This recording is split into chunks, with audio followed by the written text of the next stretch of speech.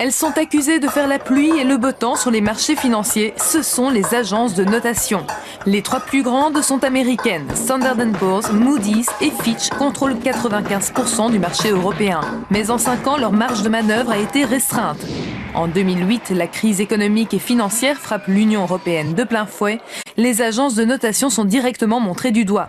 Elles auraient trop rapidement attribué la note AAA, la meilleure, à des produits financiers complexes. Αυτό τους αποκάλεσα και το ξαναλέω μαφία των κερδοσκόπων, διότι αυτοί μέχρι και την τελευταία στιγμή προέτρεπαν τους επενδυτές να επενδύσουν στη Lehman Brothers και την επόμενη μέρα αυτή κατέρευσε.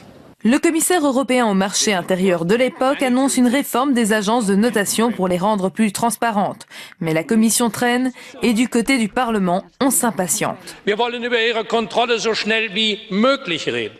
Parmi les propositions, il est question d'un contrôle au niveau européen des agences et de mettre fin au conflit d'intérêts qui leur est inhérent. Elles évaluent en effet notamment des entreprises ou des États qui les payent pour leur commander ces notations. Nous souhaitons, pour l'instant, dans l'état des négociations, que ce soit une autorité de supervision européenne unique, le CISAR, et on va voir ce que diront les négociations. Donc, enregistrement auprès d'une autorité européenne, contrôle par cette autorité européenne, notamment de la qualité des notes et de la valeur des renseignements qui sont donnés au travers des informations. We need agencies that we really can rely on, with no interest behind them, and agencies that can rate also economies, countries, which is not the case in Europe up to now.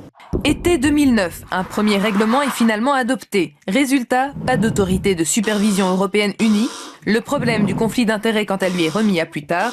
Mais il y a tout de même un progrès. Pour pouvoir opérer dans l'Union, les agences doivent désormais s'inscrire dans au moins un État membre. Il s'agit de faire en sorte que désormais, les agences qui émettent des notes, qui sont utilisées dans la sphère financière, soient enregistrées en Europe, contrôlées par des superviseurs. Juin 2010. Moins d'un an plus tard, l'idée de confier la supervision directe des agences à une nouvelle autorité de surveillance centralisée européenne revient sur la table. La Commission européenne obtient cette avancée importante. L'ESMA fonctionne dès le 1er janvier 2011. We have made the decision now that we will regulate them through the European Securities and Market Authority, the new authority that will be set up across Europe. L'ESMA pourra imposer des amendes et même retirer la licence à l'agence de notation qui ne fournirait, par exemple, pas d'informations correctes sur la manière dont elle établit ses notations.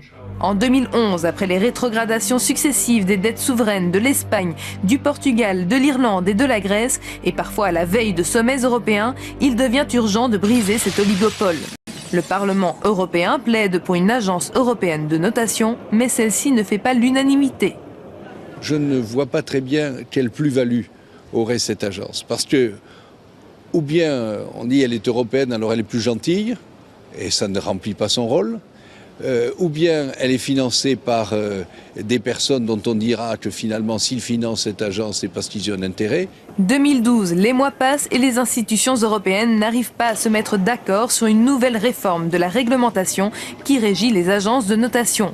Doivent-elles être tenues civilement responsables de leurs erreurs? Doivent-elles annoncer les dates de publication de leurs notations? La dette d'un État ne se fait pas en quelques jours.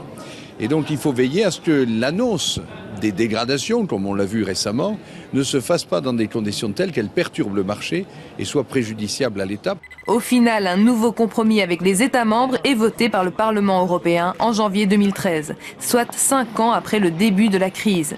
Les agences de notation devront chaque année préciser les 3 dates auxquelles elles publieront les notations souveraines non sollicitées lors de l'année suivante, et la responsabilité civile des agences l'emporte également. Un investisseur qui se serait fié à une notation émise pourra réclamer des dommages à l'agence qui aurait commis une infraction dans la réglementation, que ce soit intentionnellement ou par négligence grave. We do introduce the principle of liability. This is something that the rating agencies have fought against again and again. And I think this is important because their position that they just express an opinion is not true. Enfin, en limitant l'actionnariat dans les agences de notation, un effort est fait pour rendre plus transparente la relation qui existe entre l'agence et ses actionnaires.